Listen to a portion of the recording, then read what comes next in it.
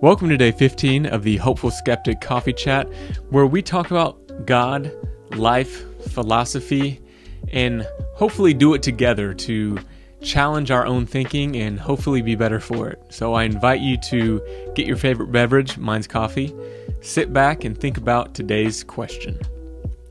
Today's question is thoughts on the moral argument. What are my thoughts on the moral argument for the existence of God? Well, for one, I think it's worth saying that I think it is probably the most popular argument for people trying to show that God exists, especially in around the college and maybe 10 years after range. It is so popular to just point to the thing we all have inside of us that is a moral compass and say, where did that come from? If it's actually pointing towards north or good and away from south or bad, then who gave you that? Isn't it based on an actual real standard? And who could have made that standard? If it's actually real or objective, well, then clearly God had to give it to you. Clearly God must exist if you actually have a moral compass that's pointing towards something that is actually good. However, I did say the word if a lot there. And one of those ifs is if morality is objective. If that thing inside of you is pointing towards something that is actually objectively, morally right or wrong. And I think that's really hard to prove.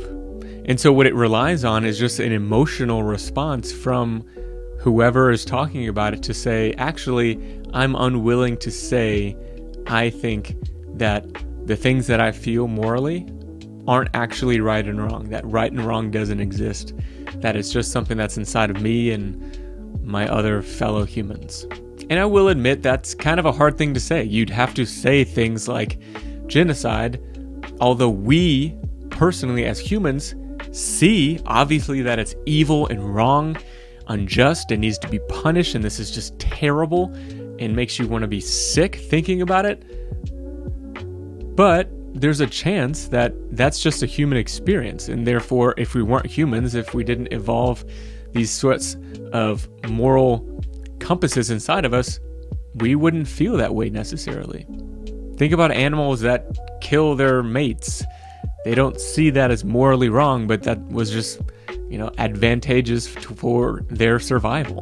And so you could say similarly that for humanity, it was just advantageous for us to have each other's back, to create a herd, to look out for one another. And through literally insanely large amount of time and thinking, now that we're at that stage, we developed a set of moral standards that we all pretty much adhere to.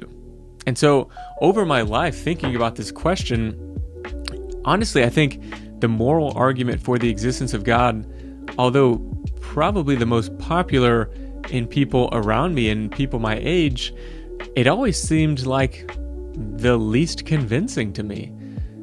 Other arguments like the cosmological or teleological arguments just felt so much more grounded in reality or grounded in things that can be measured, things that are not inside or just based on how I feel, which for me, anytime somebody tried to convince me of things that were real based on how I felt, it just, alarm bells would go off and say, isn't that like the most biased thing that we can point to in life?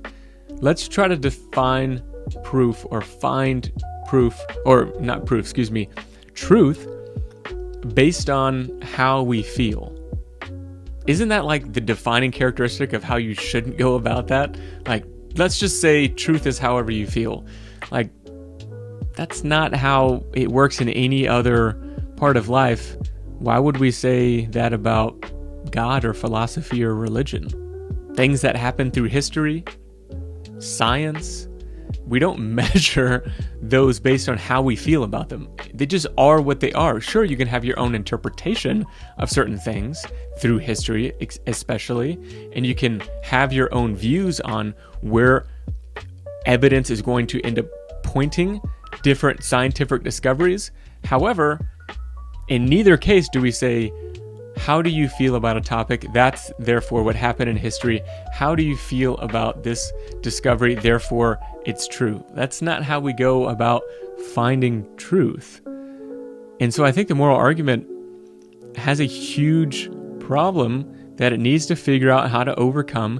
And that's, how do you convince somebody that their human moral compass that they have is something that is inside them, that is in touch with the reality of a moral standard, an objective moral standard that is outside of humanity, when the only way we can measure it is through the lens of humanity? Does that make sense? How would we ever know? I haven't found an answer for that. If you have, please tell me, because I'm kind of stuck here. It seems as though we're at a stalemate. Atheists can just say, oh, well, God did it, and we all have this moral compass, and therefore we can't say it doesn't exist. It definitely exists, but does it exist because it's evolved, or does it exist because there is objective truth to moral standards? And then an atheist or a humanist could just say, well, no, this is just evolved. This is just what humans have, and other species have different moral codes, if you can call it that. But we as humans, this is what it is. This is how it's evolved, and therefore this is what we all experience by and large. So for the moral argument, it really seems like it is neutral to me. I don't think either side have a knockout blow, and therefore I just don't think it needs to be lifted up as the most popular argument, which for many people it is. It seems like it is in the middle in weighing the evidence. If we just stood back and said, I'm not going to be a theist today, I'm not going to be an atheist today, let's just look at the reasons to believe this argument one way or another, it really seems like it's pretty close to central. And therefore, I think there's other arguments that are better pointing towards theism or Christianity. And I think there are better arguments pointing towards naturalism or atheism. And therefore, I don't know if the moral argument should be one that's lifted up that high.